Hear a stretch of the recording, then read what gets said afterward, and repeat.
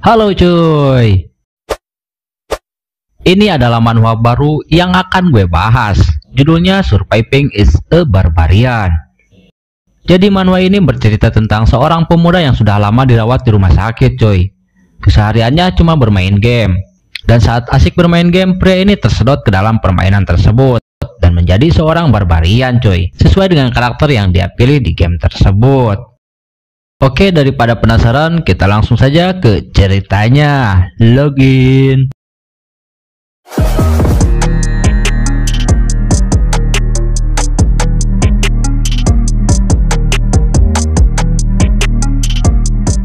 Cerita diawali dengan diperlihatkan seorang pria yang sedang terbaring di rumah sakit, tengah asik memainkan gamepadnya. Pria itu sangat fokus dengan permainan yang dia mainkan. Sampai akhirnya dia kalah dalam permainan tersebut. Pria itu pun kesal dan menyalahkan bahwa AI-nya bodoh karena tidak memberikannya heal. Saking kesalnya dia melempar gamepadnya tersebut. Pria itu mencoba semua jenis game, dari AOS, RPG, bahkan FPS. Hampir setiap tahun pria itu memainkan game yang baru. Sampai di titik pria itu merasa bosan dengan sistem game yang itu-itu saja. Kemudian tanpa sengaja dia menemukan sebuah game yang agak unik menurutnya. Game tersebut bernama Dungeon and Stone. Game berjenis indie RPG yang mempunyai visual 2D pixel yang sudah jarang pada zaman ini. Saat sedang mencari tahu detailnya, pria itu nampak kecewa karena bahasa dalam game tersebut hanya tersedia dalam bahasa Inggris. Dan dia mulai tidak menyukai game tersebut. Namun karena gamenya gratis, jadi pria itu memutuskan untuk mencoba game tersebut. Pria itu bingung dengan karakter mana yang harus dia pilih. Namun karena menurutnya dia hanya memainkan satu kali saja game tersebut, pria itu asal-asalan memilih. Dan yang terpilih adalah karakter barbarian. Permainan pun dimulai. Namun pria itu berpikir bahwa sudah lama dia tidak bermain game vertical interface seperti ini. Beberapa saat dia memainkan game tersebut, pria itu mulai menyukai visualnya dan mulai fokus memainkan gamenya. Saking fokusnya tanpa sadar dia sudah bermain sampai larut malam. Dan pria itu merasa jadi terobsesi dengan game tersebut. Menurutnya game ini sangat seru. Dalam pandangannya, game Dungeon and Stone ini punya ketertarikan uniknya tersendiri. Pertama, semua anggota tim NPC diperlukan di gameplay tersebut. Kedua, saat mati kau harus memulainya dari awal. Dan untuk pertama kali, gamenya menyenangkan. Namun saat beberapa kali memainkannya, pria itu jadi emosi dan kesal karena tim di gamenya terlambat datang. Sontak teriakannya membuat kaget suster di sampingnya, dan suster tersebut menyuruhnya untuk jangan berisik. Sambil keringat dingin, pria tersebut meminta maaf. Kemudian pria itu mulai bermain lagi game tersebut, dan kini dia sudah terobsesi dengan game tersebut. Karena menurutnya game ini sangat sulit, bahkan saat dia mencari tahu di internet pun tidak ada tutorial tentang game tersebut. Jadi menurutnya dia hanya perlu mencari tahu di dalam gamenya tersebut. Karena obsesinya tersebut, pria itu terus bermain game tersebut. Sampai pria itu sembuh dan mulai bekerja paruh waktu, dia terus memainkan game tersebut. Dan sampai pria itu pergi kuliah, pulang kuliah, saat lulus kuliah, bahkan sampai dia bekerja pun terus memainkan game tersebut. Main, mati, dan seterusnya dia lakukan tanpa henti. Dan selama 9 tahun memainkan game tersebut, akhirnya pria tersebut merasa senang. Karena pada akhirnya pria itu sudah sampai di ruangan final boss dalam game tersebut. Terlihatlah karakter dalam gamenya sedang berdiri di pintu ruangan final boss yang bernama Gate of the Abyss. Pria itu tidak berhenti kegirangan. Sambil berteriak, dia berkata, "Hahaha, lihat ini, tidak ada yang pernah masuk ke sini kecuali aku." Di tengah kegirangannya, pria itu mulai menangis haru karena menurutnya waktu yang dia korbankan selama 9 tahun akhirnya membuahkan hasil. Kemudian muncullah notifikasi yang memberitahukan apakah Anda mau masuk ke ruangan bos. Dan tentu saja pria itu mengiyakannya. Namun notifikasi aneh muncul yang memberitahukan bahwa saat Anda masuk, mungkin Anda tidak akan pernah kembali lagi. Melihat hal itu, dia tidak terlalu menghiraukannya, karena baginya mungkin ini adalah final bossnya, itu adalah hal yang wajar. Dan pria itu pun dengan yakin menekan tombol ya. Sambil menunggu proses loadingnya, pria itu memikirkan pola seperti apa yang ada di ruangan final boss, lalu atribut apa dan apakah ada ultimate-nya juga. Kemudian dengan pedenya pria itu merasa bahwa dia pasti akan mampu mengalahkan bosnya dalam sekali jalan.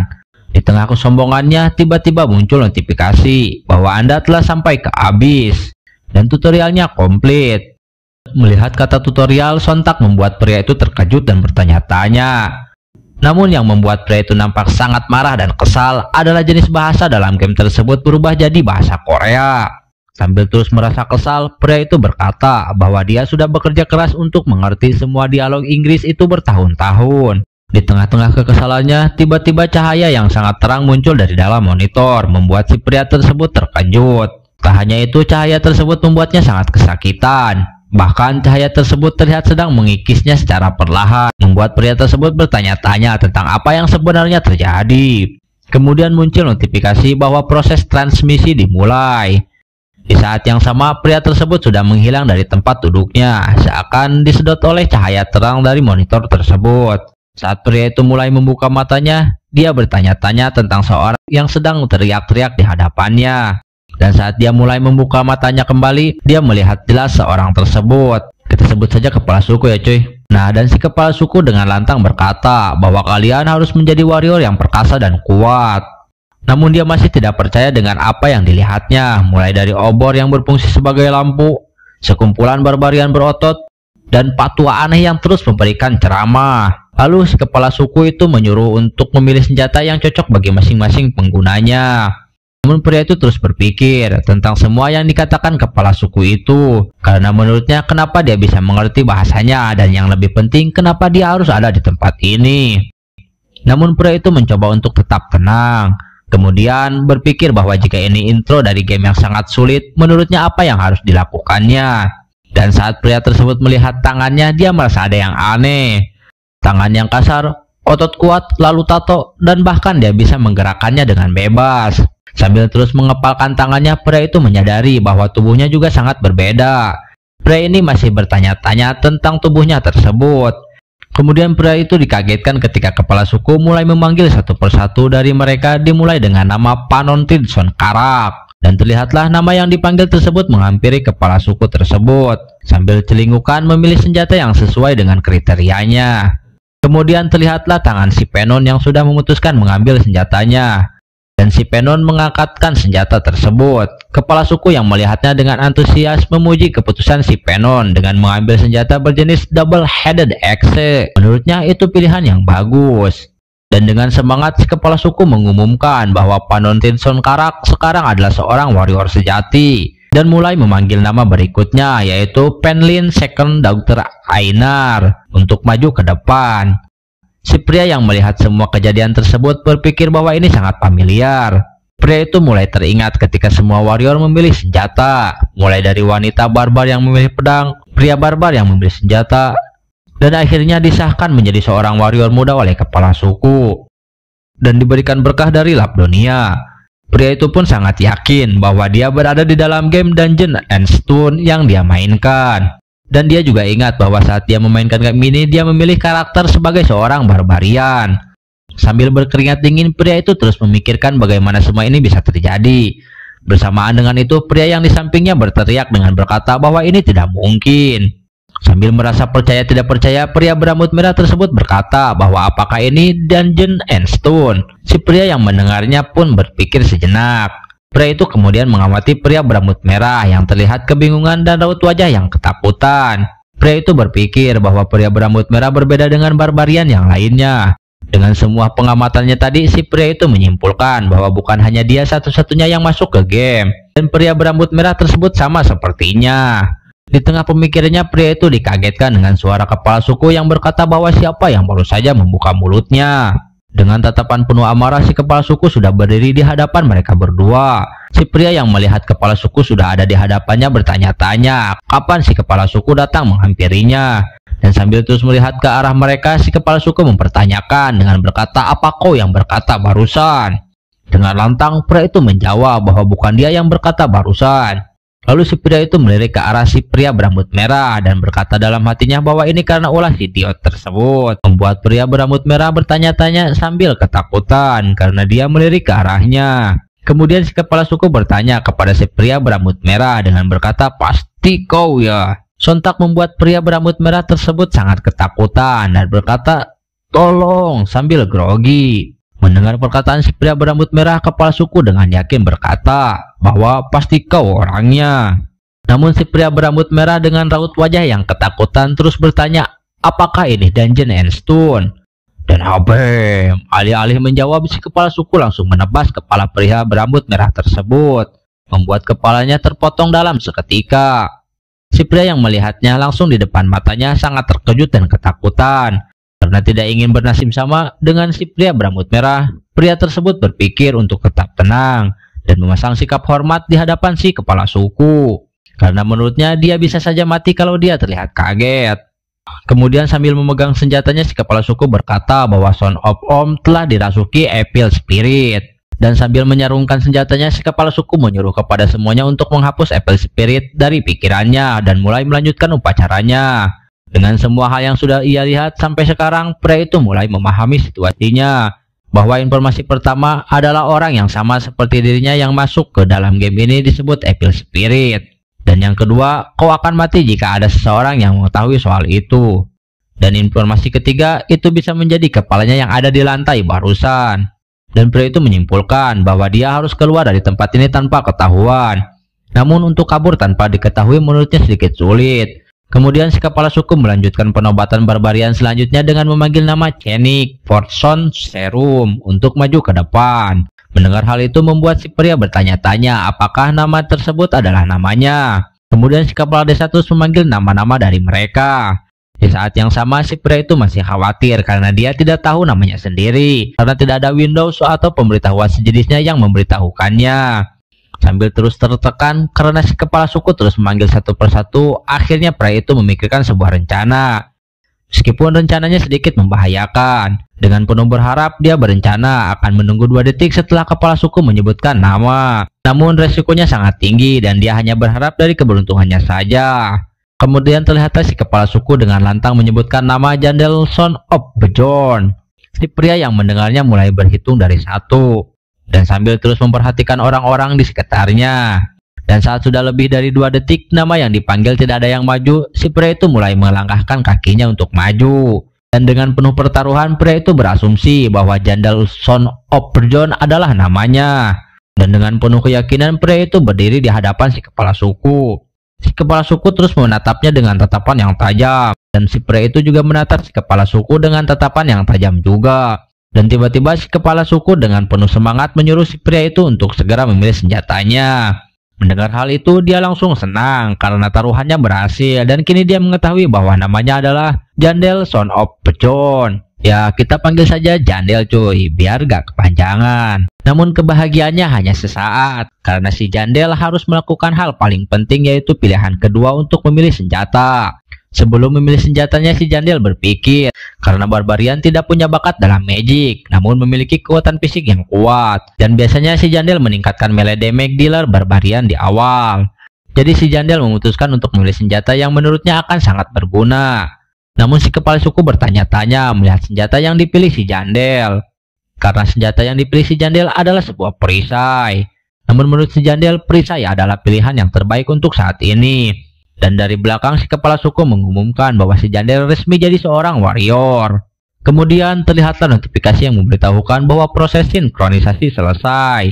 Dan terlihatlah ruangan tempat dulu si Jandel bermain game. Dalam monitornya muncul sebuah pesan yang memberitahukan bahwa tingkat item keseluruhannya meningkat menjadi 24. Dan terlihat juga layar notifikasi yang memberitahukan keseluruhan dari stat si Jandel. Kemudian kita diperlihatkan kilas balik ketika si Jandel bermain game tersebut. Saat pertama kali dia bermain, dia memilih jenis senjata Great Sword karena menurutnya itu terlihat keren. Tapi masalahnya dengan senjata itu dia sering mengalami kekalahan. Sampai-sampai membuatnya terus dibuat kesal karena sering mati. Dan dia berpikir kalau pemikirannya hanya ingin terlihat keren, itu akan berdampak buruk pada keberlangsungan hidupnya. Dimulai dari senjata Two-Headed Axe, Great Hammer, dan Flailess. Jika kau mencoba satu persatu dari semua senjata itu, menurutnya itu hanya akan berakhir menjadi meta berserker. Dan pada suatu hari si Jandel memikirkan sesuatu. Bagaimana jika dia membuat barbarian sebagai tank? Karena menurutnya barbarian adalah race yang memiliki daya tahan dan kekuatan tinggi. Meskipun tidak sebaik Dwarf Race yang sejak awal adalah tank, mereka memiliki basic awal sebagai tanker. Sambil terus memikirkannya, menurutnya dia tidak menyukainya karena dia harus banyak menyempurnakan metode manajemen pertempuran yang baru dan menurutnya itu akan sia-sia. Kemudian tiba-tiba terlihat sebuah ledakan yang sangat dahsyat. Ledakan tersebut diakibatkan dari pertarungan si Jandel melawan monster raksasa yang berhasil dibunuh saat di dalam game dulu. Dan pemberitahuan pun muncul bahwa si Jandel berhasil memenangkan game tersebut. Saat itu dia merasa bahwa dia seperti cheater dalam memainkan game tersebut. Dan menurutnya sekarang ini memilih perisai sebagai senjata adalah pilihan yang paling masuk akal dan dia tidak akan menyesalinya. Kemudian terlihat sebuah pintu jembatan dan seseorang berteriak untuk menyuruh membukakan pintu tersebut. Dan terlihatlah orang-orang barbarian yang sedang berdiri melihat ke pintu gerbang tersebut. Terlihat juga si Jandel dengan wajah yang sangat ketakutan karena dia tahu bahwa setelah upacara peresmian barbarian akan langsung menuju ke dalam labirin. Sambil terus merasa cemas dia berkata bahwa labirin itu ada di dalam kota Labdonia. Kemudian terlihatlah si kepala suku yang berdiri di depan memimpin para warrior muda. Dan si kepala suku menyuruh kepada semuanya untuk segera berangkat. Dengan penuh semangat si kepala suku mengatakan bahwa takdir kalian ada di depan sana. Di saat bersamaan si Jandel dan semua anggota barbarian lainnya mulai berlari dengan penuh semangat sesuai instruksi si kepala suku. Sambil terus berlari, si Jandel sudah tahu bahwa yang pertama kali yang harus dia lakukan adalah berlari bersama. Namun saat melihat orang-orang yang di depannya, si Jandel mempertanyakan apakah mereka mengetahui akan pergi kemana. Setelah lama berlari, salah satu pria barbarian berhenti dan berteriak dengan berkata bahwa sepertinya dia sedang tersesat. Sontak membuat si Jandel dan barbarian yang lainnya menjadi kesal dan meneriaki pria tersebut bahwa dia tidak layak memimpin dan mengusulkan untuk si Karak yang akan memimpin menggantikannya. Kemudian si pria itu mengakui kesalahannya dan dia sadar bahwa dia tidak layak sebagai pemimpin. Kemudian seorang barbarian wanita dengan lantang berkata bahwa dia yang akan memimpin sekarang. Wanita itu memperkenalkan dirinya bernama Second Daughter of Fenlin Einar. Kita sebut saja Einar coy. Dengan pedenya si Einar berkata dalam hatinya bahwa dia adalah seorang jenius. Namun si Jandel saat mengetahui nama Einar, raut wajahnya berubah seakan-akan dia mengetahui tentang nama tersebut.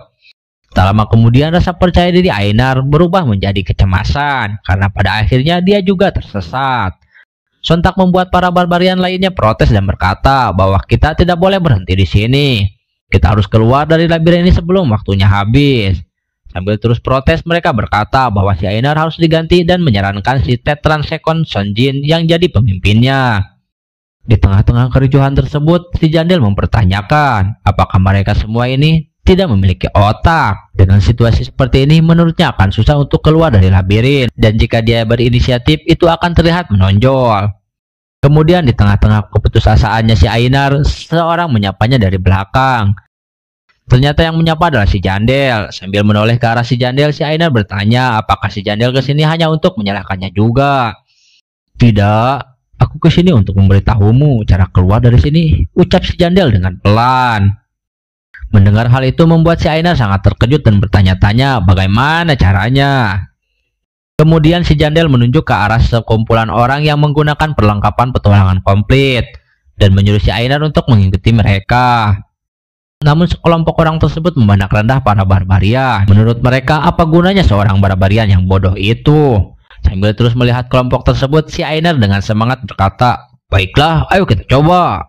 Karena merasa yakin bisa keluar dari labirin tersebut, si Einar dengan percaya diri memberitahu semuanya bahwa dia sekarang sudah tahu cara untuk keluar dari labirin. Si Jandel yang melihatnya merasa jengkel dan bergumam apa mereka memang sebodoh ini. Selang beberapa saat, mereka pun sudah sampai di sebuah lingkaran portal dengan cahaya ungu dan putih yang sangat terang.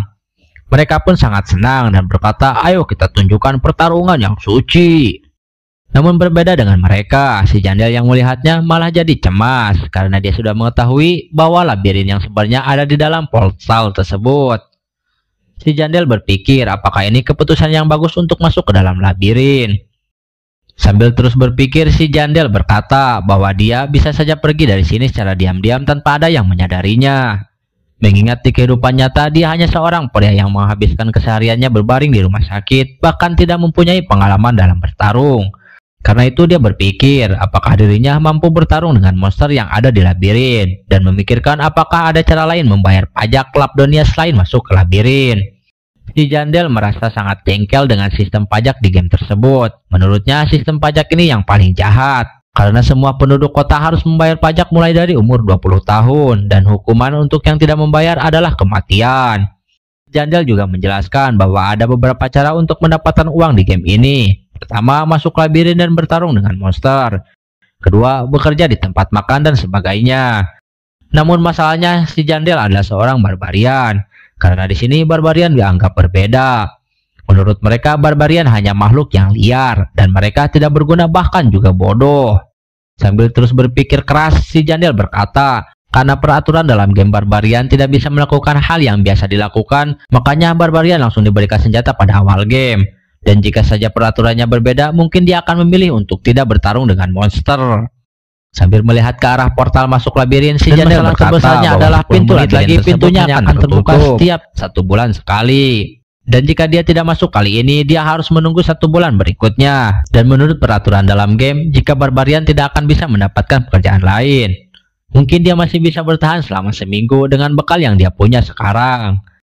Tapi menurutnya bahkan jika dia bisa keluar dari kota, cuaca dingin akan membuat kondisinya memburuk. Dan dengan berpikir keras, si Jandel berkata bahwa inilah waktunya jika ingin masuk. Namun sambil memejamkan matanya, si Jandel merasa ragu-ragu dan sangat ketakutan. Karena menurutnya ini bukan game, dan taruhannya adalah nyawanya sendiri. Saat di tengah ketakutannya, tiba-tiba tangan seseorang menyapa pundak si Jandel. Seseorang tersebut adalah si Ainar, dan si Jandel pun menoleh ke arah si Ainar. Kemudian si Ainar memberitahu si Jandel bahwa semua warrior sudah masuk labirin, dan hanya mereka berdua yang belum masuk. Kemudian si Ainar menyuruh si Jandel untuk segera masuk, karena tidak ada banyak waktu lagi. Dan benar saja, seorang pria yang berdiri di depan portal itu memberitahukan bahwa 5 menit lagi portalnya akan tertutup. Si Jandel yang melihatnya bergumam bahwa portalnya menjadi semakin kecil. Kemudian si Jandel menyuruh si Ainar untuk masuk terlebih dahulu, dan dia akan menyusul. Si Ainar pun mengiyakannya. Sambil melangkah ke arah portal, si Ainar mengucapkan rasa terima kasihnya terhadap si Jandel. Dengan sedikit kikuk, si Jandel berkata bahwa tidak perlu berterima kasih. Sebelum masuk ke dalam portal, dengan antusias si Ainar mempertanyakan bagaimana caranya agar dia bisa sebijak dan sepintar seperti si Jandel. Mendengar hal itu, si Jandel berpikir untuk memberitahu si Ainar bahwa dia harus terlahir kembali. Namun niatnya dibatalkan, dan si Jandel memberitahu si Ainar bahwa untuk jadi pintar kau harus selalu berpikir sebelum bertindak. Mendengar jawaban tersebut membuat si Ainar semakin bersemangat dan kembali berterima kasih atas sarannya. Dan si Ainar berjanji akan membalasnya jika sudah kembali dari labirin. Bukannya senang, si Jandel malah pesimis dan berkata dalam hatinya, itu pun jika kau bisa kembali hidup-hidup. Kemudian dengan serius si Jandel mempertanyakan kepada si Ainar, apa kau takut mati? Sontak membuat si Ainar yang mendengarnya terdiam sejenak. Dan dengan realistis si Ainar menjawab, bukankah itu hal yang wajar?